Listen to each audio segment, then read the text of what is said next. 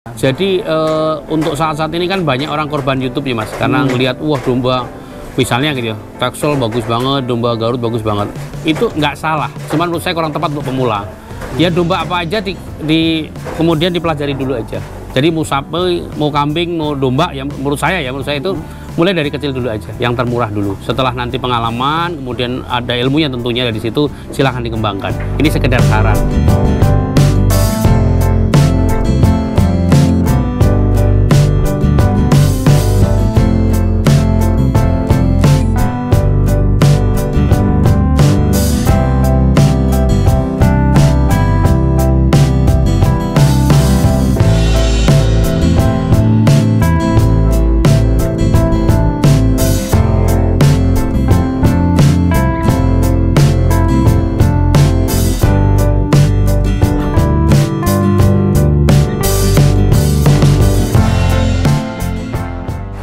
Bismillahirrahmanirrahim. Assalamualaikum warahmatullahi wabarakatuh, sahabat ST-Farm dimanapun berada. Hari ini kita berada di Jakarta Timur, di tempatnya Pak Mardi, Gumilang Farm, teman-teman. Nah, biasanya kita ngonten sapi di Gumilang Farm. Kali ini kita ngonten tentang domba, teman-teman, karena di tempatnya Pak Mardi itu selain sapi, beliau ternak domba, dan dombanya juga banyak banget, teman-teman. Dari domba lokal, merino, Wonosobo, dan Garut, semuanya lengkap sekali di sini. Nah, kita mau tanya-tanya dari sekian jenis domba, kita mau tanya kelebihan dan kekurangannya masing-masing. Nih, beliaunya lagi di mana, teman-teman? Kita cari Pak Mardi. Assalamualaikum Pak Mardi. Waalaikumsalam. Lagi ngapain Pak di kandang domba? Lagi ngontrol Mas ini. Domba-domba kangen juga biasa. Nah, Pak Mardi, kita mau tanya-tanya, boleh nggak Pak? Tempatnya masih berantakan nih. Oke, namanya kandang Pak. Oh gitu ya. Maklum Pak, ya. kita mau tanya-tanya, boleh nggak Pak? Boleh. Ada jenis domba apa? Saat ini yang saya pelihara ada domba Garut ya, domba Garut, domba Priangan gitu. Terus ini di samping saya ini domba merino ya, yang sedang pengembangan ya. Terus di samping itu domba Texel atau dombes ya. Itu yang sudah agak lumayan banyak ya, beranak juga gitu Mas, yang saat ini ada Mas. Kalau dari pengalamannya Pak Mardi, bisa diceritain nggak kelebihan dan kekurangannya dari masing-masing domba tersebut? Kalau bahas merino ya, merino yang merino. saya ini di sini aja bicara pengalaman sendiri aja Mas ya. Iya. Jadi yang tidak sama ya jangan protes ya. Ini merino ini memang tampilannya sangat lucu, menghibur ya. Bisa dibilang domba hias lah. Cuman ini kalau di saya agak lama perkembangannya Mas, agak sulit bunting, dan kalau banak pun cuma satu. Ini kalau di Texel itu mendingan di atasnya ini, dia mudah buntingnya, terus dia beranak kadang juga ada yang dua gitu ya. Kalau merino di sini satu-satu terus anaknya? Satu, dan ini juga masih susah banget Mas, nggak bunting-bunting gitu ya. Saya nggak tahu karena memang ini kan aslinya di domba-domba tempat suhu dingin dingin ya? Betul, di Wonosobo ya. Cuman saya coba di sini kan. Kalau yang merino ada yang berhasil? Kemarin ada yang beranak insiden ya. Oh, yang insiden. Karena ini kan satu kan jangan jantan, jadi mereka kawin ternyata mereka berbuat gitu, jadi akhirnya ada yang beranak gitu kan. Ada kawin juga. Dari sekian kelahiran satu-satu terus? Iya, kalau menurut, dan saya juga sebenarnya beberapa kali coba sih merino itu kan. Kalau dari kelebihannya Pak, kalau kelebihannya merino itu? Kelebihannya ya itu tampilannya kan lucu ya, jadi kayak domba hias lah gitu ya. Jadi masih nggak terlalu banyak yang melihara, jadi cukup buat hiburan lah gitu ya. Kalau dari harganya gimana? Juga masih di atasnya ya, karena emang masih nggak banyak yang melihara juga. Kalau di Texel itu kelebihannya dia punya postur tinggi besar gitu ya, dan perkembangan anaknya juga cepat besar Mas. Gitu kalau makanya saya punya impian itu mudah-mudahan nanti bisa berkembang banyak. Yang betina-betinanya akan saya kawinkan di domba Garut. Betinanya apa? Betina Texel. Betina Texel dikawin Garut. Iya, karena dengan tujuan supaya posturnya ngambil dari si Texel besar gitu ya, tebal gitu kan, tapi ada tanduknya karena konsumen Jakarta itu kan fanatik dengan tanduk. Gitu. Jadi biar besar dan bertanduk ya Pak ya? Iya, kalau Garut sih nggak ada masalah, cukup adaptif ya, di sini nggak masalah. Kalau dari Texel itu kelemahannya apa Pak? Ya beranaknya juga tidak jarang yang dua, seringnya satu di saya. Seringnya satu. Emang kalau kata orang itu emang domba jenis itu beranaknya satu, emang itu benar ya Pak ya? Ya saya buktinya tempat saya begitu sih. Seperti itu, anaknya ya pernah dua tapi jarang lah gitu ya, seringnya satu. gitu. Jadi kalau dari Texel itu hampir mirip sama Merino, cuma Iya. lebih ke Di sini masih lebih adaptif yang Texel. Texel. Merino belum terlalu ya. Tapi Kalau saya dari- belum menyerah nih, masih saya terus aja Mas. Mungkin masih adaptasi kandang kali, Pak? Mudah-mudahan ini makanya emang masih belum lama lah ya, belum lama ini.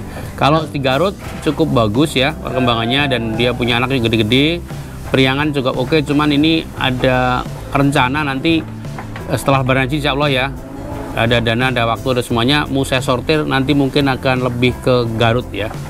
Karena kan banyak domba-domba kerikil Mas, kecil-kecil. Yang jadi gini, saya kalau cerita, domba kecil-kecil itu kelebihannya dia sangat sayang sama anaknya Mas. Oh gitu, domba lokal gitu ya, Pak ya? Jadi kalau bahasa Mamang itu, bahasa APK saya itu dimandiin, dijilatin itu dimandiin, oke. Kemudian setelah itu disusuin gitu kan, itu rata-rata tuh mereka mau menyusui. Kalau Garut tuh kadang-kadang ada juga yang tidak menyusuin gitu ya. Kalau domba kecil tuh relatif sayang sama anaknya. Dan anaknya kadang-kadang cukup banyak gitu. Cuman memang nanti dombanya nggak bisa gede gitu Mas. Domba kacang lah gitu ya, kecil-kecil gitu. Jadi tapi sampai saat ini kan saya udah hitungan bahwa ini sayang ketika melihat anaknya mau dijual, kok kasihan amat gitu. Saya pelihara lagi. Cuman mungkin tahun ini ya saya harus tega-tegain, nanti akan sortir untuk gede-gede, mudah-mudahan ya, insya Allah lah kalau jadi ya. Kalau nggak sayang lagi Mas, gitu. Jadi artinya domba gede belum tentu identik juga dia anaknya gede atau dia sayang gitu, belum tentu. Domba kecil juga belum tentu jelek banget, enggak. Kadang-kadang anaknya juga ada yang gede. Jadi tergantung pejantannya seperti itu juga. Tapi lebih mantap ya gede sama gede gitu ya. Nah kalau dari segi hasil Pak, lebih menghasilkan domba jenis apa? Ya domba sayur cepat Mas. Domba sayur. Dan pasarnya gampang gitu ya. Kalau untuk domba-domba yang jenis kayak Jenis Merino itu Texel kan harganya tinggi Pak, itu gimana? Iya, tapi Maksudnya- pasarnya juga belum terbuka banget ya. Artinya hanya penghobi-penghobi saja. Jadi dia kan kalau domba itu domba jenis ya, domba agak sedikit langka ya. Tapi nanti dihargain sama domba kayak sayur kan sayang Mas. Gitu. Tapi kalau domba sayur tuh ya dijualnya gampang lah. Kapan butuh duit dijual bisa gitu loh. Karena emang buat konsumsi gitu Iya ya. betul, buat pedaging. Domba sayur dengan pedaging itu cepat Mas. Kalau domba jenis itu ya mungkin Garut juga, kalau Garut ya Garut tangkas gitu yang bagus sekalian gitu kan. Merino, Texel ini kalau ini masih pengembangan sih. Texel gitu. Jadi kalau menurut Pak Mardi untuk bisnis misalnya kayak pemula itu lebih ke sayur aja itu ya Pak? Domba sayur aja lah. Resikonya nggak begitu Iya, tinggi dan ya? modalnya tidak gede. Maaf ya, bukannya mengecilkan, tapi maksudnya kalau kenapa-napa jadi nggak terlalu kecewa gitu ya. Langsung terjun ke domba yang bagus kan, kalau misalnya ada kenapa-napa ruginya lumayan gede ya. Jadi untuk saat-saat ini kan banyak orang korban YouTube ya Mas, karena ngelihat wah domba misalnya gitu ya, Texel bagus banget, domba Garut bagus banget. Itu nggak salah, cuman menurut saya kurang tepat untuk pemula. Ya domba apa aja kemudian dipelajari dulu aja. Jadi mau sapi, mau kambing, mau domba, ya menurut saya itu mulai dari kecil dulu aja, yang termurah dulu. Setelah nanti pengalaman, kemudian ada ilmunya tentunya dari situ, silahkan dikembangkan. Ini sekedar saran, itu haknya teman-teman, silahkan lah monggo. Nah kalau ini Pak, dari jenisnya kalau misalnya untuk pemula itu mending jenis apa Pak yang bisa? Kalau periangan ya boleh yang gede-gede gitu ya, atau Garut lah. Garut, karena kalau di Jakarta itu mesti ada tanduknya. Gitu ya. Yang paling disukai gitu ya, tanduknya kan biasa Sohibul Kurban maunya ada tanduknya gitu ya. Dan dia punya sifat prolifik ya. Jadi beranaknya tuh bisa kembar, bisa 2, bisa 3 gitu loh. Minimal 2 lah gitu. Itu dulu jadi manajemen bunting, bagaimana manajemen lahiran, bagaimana itu dulu yang dipelajari saya butuh 1 tahun. Itu waktu awal-awal juga banyak yang mati Mas.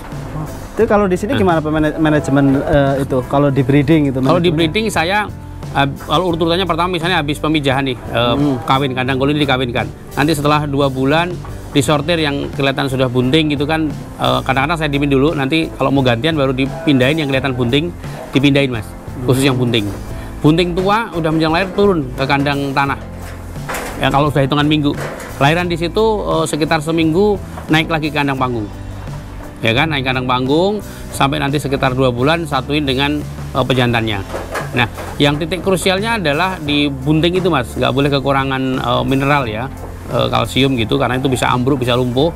Dan titik krusial lagi ketika beranak, itu harus segera ditanganin gitu. Misalnya dia nggak mau nyusuin, harus dibantu gitu kan. Bahkan saya nggak jarang, kadang saya bantu pakai susu sapi juga sering gitu kan. Nah, kalau untuk mineralnya itu dari apa Pak? Ya bisa beli yang mineral bubuk atau yang blok seperti ini bisa nih. Ini kan blok nih. Pakai itu ya. Jadi digantung aja, dia akan dijilatin. Atau mungkin beli yang powder itu yang premik gitu ya? Iya, kayak macam itu ditaburkan aja.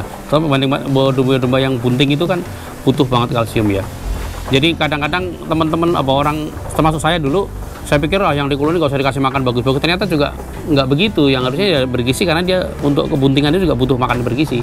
Kalau nggak bunting-bunting mas, karena jadi terserap terus kan gitu loh. Jadi semuanya butuh pakan yang bernutrisi lah tuh, kayak gitu. Untuk kawin Pak di sini sistemnya gimana? Tubruk atau sistem koloni? Ya koloni aja. Jadi disatukan, misalnya kayak di belakang ini, belakang itu ada tuh.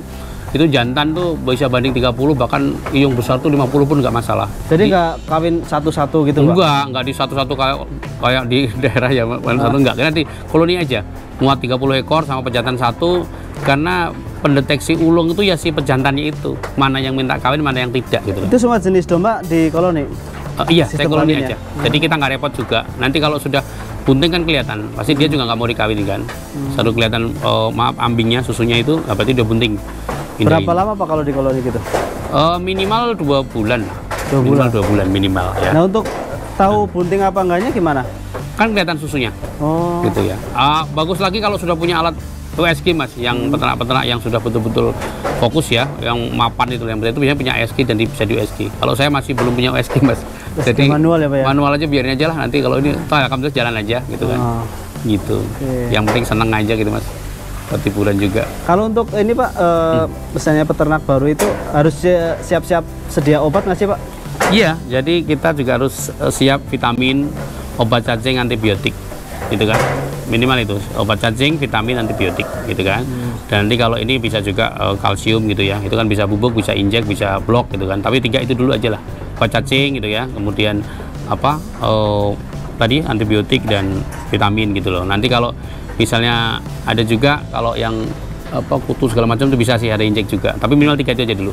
Obat cacing, antibiotik, vitamin. Iya. Nah kalau yang bunting kayak gitu, misalnya obat cacing dikasih nggak Pak? Kalau enggak, jangan, itu nggak boleh. Jadi kalau pasca lahiran itu saya suka kasih obat cacing, gitu, kasih vitamin. Kalau memang habis lahiran itu biasanya kami antibiotik juga, karena pada luka di dalam misalnya ya, itu perlu juga. Oh kalau berarti kalau yang domba-domba bunting itu nggak dikasih vitamin, nggak dikasih suntik itu nggak Pak ya? Kalau bunting kalau mau vitamin sama kalsium mas boleh, kalsium diinjek boleh, membantu. Kalau yang cukup ya nggak usah pakai. Cacing kayak gitu, jangan. Setelah lahiran. Ini brosur lagi malah. Oh, jadi pengaruh ya Pak ya? Pengaruh, jangan, bisa guguran juga. Jadi setelah dombanya misalnya lahiran itu baru itu di vitamin, terus antibiotik gitu ya. Cacing, antibiotik gitu ya. Boleh. Kayak gitu saya. Itu berapa bulan sekali Pak kalau dikasih obat cacing? Obat cacing sih biasanya habis lahiran berapa lama gitu sih obat cacing sih mas. Enggak ini. Kalau yang kecil-kecil begitu habis lepas sapi biasanya saya obat cacing semua anak-anaknya itu. Itu berapa bulan sekali dikasih obat? Soalnya obat cacing 4 bulan sekali pun enggak apa-apa. 4 bulan sekali. Iya. Kalau anak-anaknya treatmentnya karena mau digemukkan, lepas sapi langsung kita obat cacing. Kalau ada yang karena masalah kita vitamin atau mungkin bahkan antibiotik, habis itu kita gemukkan. Terus kita jual gitu mas. Mantap sekali. Teman-teman mungkin cukup sekian sharing-sharing peternakan domba di Gumilang Farm. Semoga yang sedikit ini bisa bermanfaat buat teman-teman. Amin, amin. Dan buat Pak Mardi saya ucapkan banyak terima kasih sama-sama atas ilmu dan sharing dan waktunya yang sudah disempetin. Terima kasih, karena sama-sama. Ini lagi sibuk-sibuknya jualan sapi kurban ya. Idul Kurban. Banyak tamu yang berdatangan ke Gumilang Farm.